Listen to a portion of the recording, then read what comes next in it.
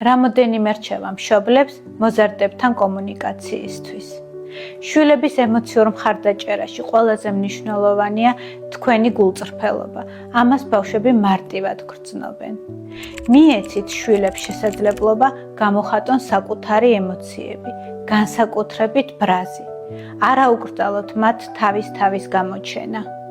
თუ უარს ეუბნებით, დაუსაბუთეთ, აუხსენით, თუნდაც ვერ გაიგოს და გაბრაზდეს. არ შეეხოთ მის სივრცეს, თუნდაც რთული იყოს მუდმივად მისი არეული ოთახის დანახვა. ამავდროულად დაიცავით თქვენი საზღვრები. და რაც მთავარია, გამოიჩინეთ მოთმინება. გახსოვდეთ, რომ ასე თქვენ აშენებთ ზრდასრულ ურთიერთობას თქვენს შვილთან და აძლევთ მაგალითს მისი სამომავლო ურთიერთობის ჩამოყალიბებაში. ეს მნიშვნელოვანია. მშობლებო, თუ გაქვთ შეკითხვები, მოგწერეთ. ჩვენ სიამოვნებით გიპასუხებთ.